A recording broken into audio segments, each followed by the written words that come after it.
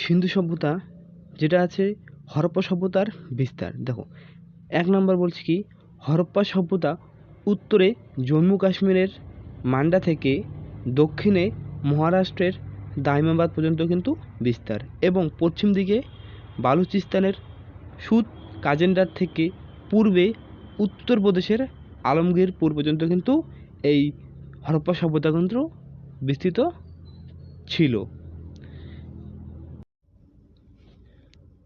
হরপ্পা হলো এই সভ্যতার প্রথম নিদর্শন, যা আবিষ্কার করেছিলেন দয়ারাম সাহানি 1921 সালে।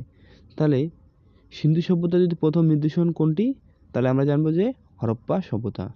তাহলে এই যে হরপ্পা সভ্যতা, এটা কোথায় অবস্থিত? এটা পাকিস্তানের মন্টগোমারির জেলায় অবস্থিত। তাহলে এটা কোন নদীর তীরে অবস্থিত? এটা কিন্তু হরপ্পা সভ্যতা রাবি নদীর তীরে অবস্থিত। 3 নম্বর, মহেঞ্জোদারো আবিষ্কার করেছিলেন রাখাল দাস বন্দ্যোপাধ্যায় স্যার জন এর নেতৃত্বে 1922 সালে। তার মানে কি, সিন্ধু সভ্যতার হরপ্পা ও মহেঞ্জোদারো হলো কিন্তু সিন্ধু সভ্যতার প্রধান নিদর্শন। তো এই স্থানটি সিন্ধু প্রদেশের লারকানা জেলায় অন্তর্গত। বর্তমানে পাকিস্তানের অংশ। এই সভ্যতা সিন্ধু নদীর তীরে কিন্তু অবস্থিত। হরপ্পা সভ্যতা অথবা সিন্ধু সভ্যতার কয়েকটি গুরুত্বপূর্ণ বৈশিষ্ট্য। 1 নম্বর, হরপ্পা সভ্যতা ছিল নগরকেন্দ্রিক সভ্যতা। হরপ্পা শব্দের অর্থ হলো কি? পশুপতির খাদ্য।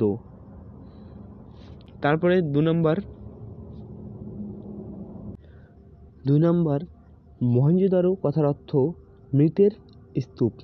এটা সিন্ধু ভাষায় লেখা। 3 নম্বর কি বৈশিষ্ট্য আছে? হরপ্পা সভ্যতার প্রধান ফসল উৎপাদন ছিল কি?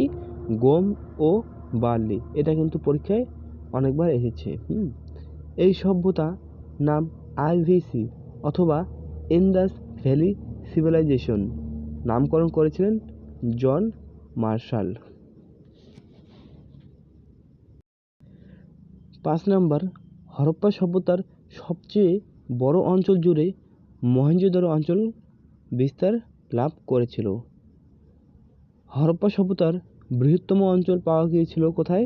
গুজরাটের ধোলাভিরায়।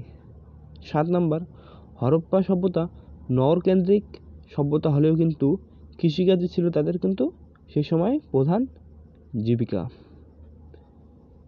কৃষিকাজে প্রধান জীবিকার প্রধান শস্য ছিল তাহলে কি? গম এবং বার্লি।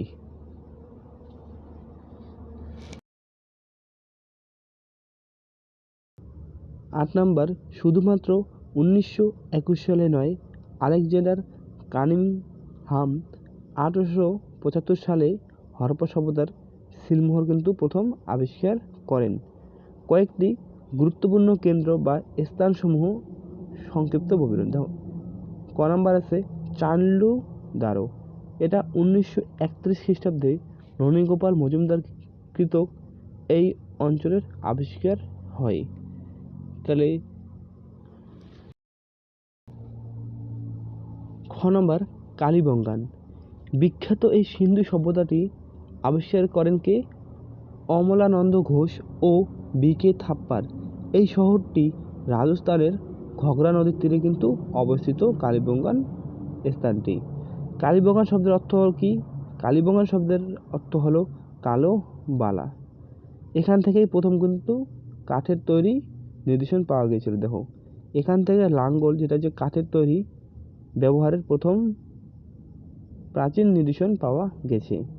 এছাড়া লোথাল ছাড়া এটি দ্বিতীয় হরপ্পা কেন্দ্র যেখানে নিম্ন শহর ও প্রাচীন দ্বারা বেষ্টিত ছিল। লোথাল